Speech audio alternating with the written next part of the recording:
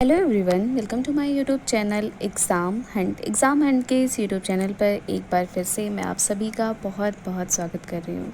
Guys, ये जो आज का हमारा वीडियो है ये चाइल्ड डेवलपमेंट एंड पेडागोजी पर बना हुआ है और इस सेशन में हम चाइल्ड डेवलपमेंट एंड पेडागोजी का जो हम टॉपिक डिस्कस कर रहे थे RT राइट टू एजुकेशन, शिक्षा का अधिकार अधिनियम 2009, उसका हम यहाँ पे पार्ट सेकेंड डिस्कस करेंगे। पार्ट फर्स्ट मैंने डिस्कस कर लिया है, काफ़ी कुछ बातें मैंने उसके बारे में बता भी दी है।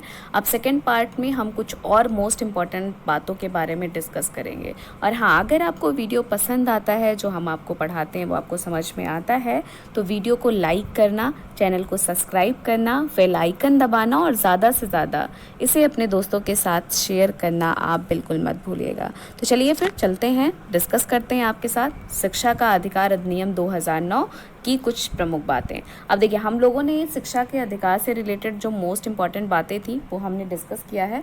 आज हम आपको RT जो राइट टू एजुकेशन की मुख्य धाराएं हैं, जैसा कि आप सभी को पता है कि हमारे RT में 38 धाराओं की बात की गई है। उसमें से जो आपके कुछ मोस्ट इम्पॉर्टेंट धाराएं हैं, जैसे आपके एग्जाम में मोस्टली क्वेश्चन पूछे जाते हैं, वो सारे हम यहाँ पे डिस्कस करेंगे। जैसे धारा नंबर 3 आपका बहुत ज़्यादा इंपॉर्टेंट, आपसे पूछा जाता है कि RT राइट टू एजुकेशन के किस धारा में 6 से 14 वर्ष तक के बच्चे को निःशुल्क अनिवार्य शिक्षा की बात की गई, कक्षा 8 तक। तो आपका कौन से धारा नंबर 3 में। आयु के अनुसार कक्षा में प्रवेश दिए जाने की बात किस धारा में की गई है, तो धारा नंबर 4 में बच्चा जिस आयु वर्ग का रहेगा उसके अनुसार उसे क्लास में प्रवेश दिया जाएगा। ये धारा नंबर 4 में क्या किया गया है, कहा गया है। धारा नंबर 5 में ये कहा गया है कि एक विद्यालय से दूसरे विद्यालय में स्थानांतरण का बालक को अधिकार होगा। जैसे मान लीजिए किसी के माता पिता एक जगह से दूसरे स्थान पर चले जाते हैं, तो आप उन्हें उस बच्चे को आप स्कूल में नहीं रोक सकते हैं, आप उसका क्या कर सकते हैं, ट्रांसफ़र कर सकते हैं। और ये बात किस में कहा गया है, धारा नंबर 5 में कहा गया। तो आपके एग्जाम में ऐसे पूछा जाएगा कि राइट टू एजुकेशन के किस धारा के तहत ये कहा गया है कि एक विद्यालय से दूसरे विद्यालय में स्थानांतरण का बालक को अधिकार है, तो धारा नंबर 5 में कहा गया है।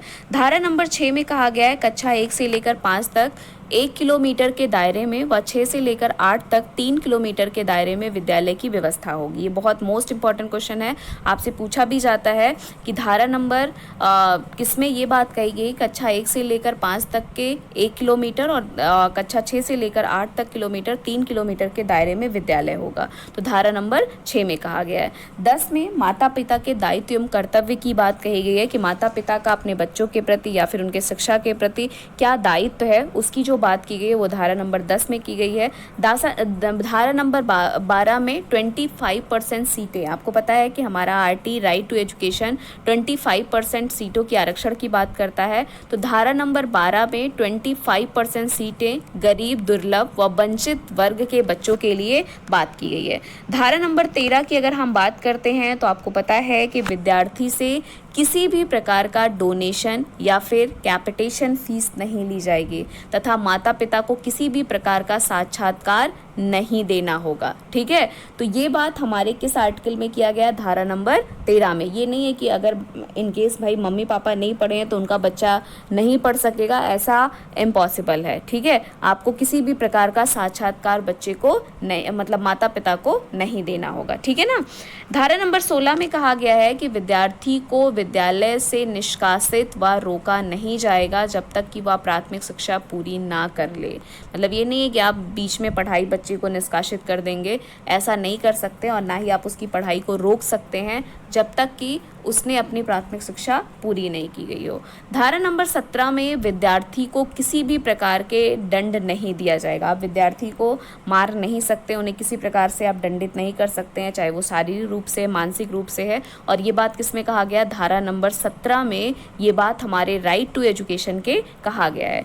धारा नंबर 21 में प्रत्येक विद्यालय में SMC की होने की बात की गई है। SMC मतलब स्कूल मैनेजमेंट कमेटी की बात की गई है, जो कि एक बहुत मोस्ट इम्पॉर्टेंट पॉइंट्स है, आपके एग्जाम में पूछा जाता है कि SMC का फुल फॉर्म, तो स्कूल मैनेजमेंट कमेटी। और प्रत्येक विद्यालय में ये पूछा जाता है कितने % SMC के सदस्य होते हैं, तो प्रत्येक विद्यालय में SMC की व्यवस्था होती है, जिसमें से 75% जो इसके सदस्य होते हैं, मतलब 3/4 भाग जो इसके सदस्य होते हैं वो कौन होते हैं, बच्चे के अभिभावक होते हैं। और उसमें से भी 50% कौन होती हैं, महिला होती हैं, ठीक है, और 25% जो होते हैं वो विद्यालय की तरफ से होते हैं। और एक इसमें कहा गया, धारा नंबर 21 में ये बात कही गई है।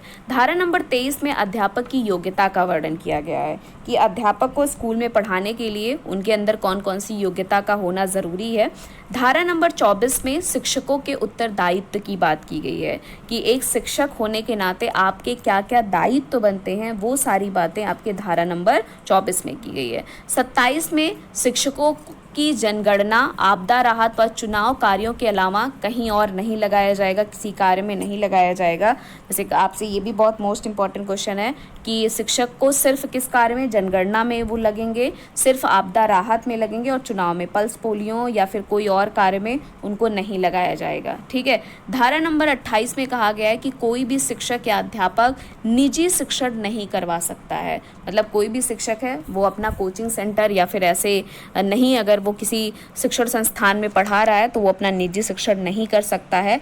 धारा नंबर 29 में पाठ्यक्रम संबंधी सर्वांगीण जो विकास हैं उन पर बल दिया गया है, ठीक है। मातृभाषा में शिक्षा व गतिविधियों में पूर्ण शिक्षा पर बल दिया गया है। धारा नंबर 30 में 8वीं बोर्ड परीक्षा अनिवार्यता की समाप्ति की गई। पहले आपका क्या होता था, कक्षा 8 में बोर्ड परीक्षा आपको देना होता था, लेकिन अब आपकी बोर्ड परीक्षा को क्या कर दिया गया है, समाप्त कर दिया गया है। और धारा नंबर 38 में राज्य सरकार द्वारा अधिनियम में अपनी व्यवस्था के अनुसार आवश्यक संशोधन कर सकती है। मतलब राज्य सरकार के दायित्व को भी बताया गया है कि राज्य सरकार अगर अपने शिक्षा को लेकर कुछ भी उसमें चेंज करना चाहते हैं तो वो आप क्या कर सकते हैं, वो कर सकते हैं, ठीक है। और जो हमारा आरटी का एक अनुसूची, आप सभी को पता आरटी में एक अनुसूची है जिसमें जो है शिक्षक के कर्तव्यों के बारे में बताया गया है। और ये किस मतलब अनुसूची को किसके द्वारा, तो धारा 19 और 25 को लेकर और जो है एक अनुसूची की क्या की गई है, बात की गई है। तो ये थे आपके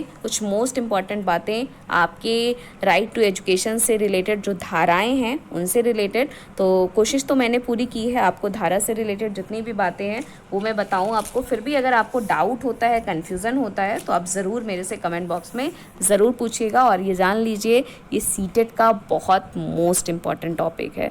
और अगर क्लास अच्छी लगे तो आप भाई इसे लाइक भी करिएगा, दोस्तों के साथ ज़्यादा से ज़्यादा शेयर भी करिएगा और कमेंट करके मुझे ज़रूर बताइएगा। तो चलिए फिर कल हमारी और आपकी मुलाकात होती है। Thank you so much guys, best of luck.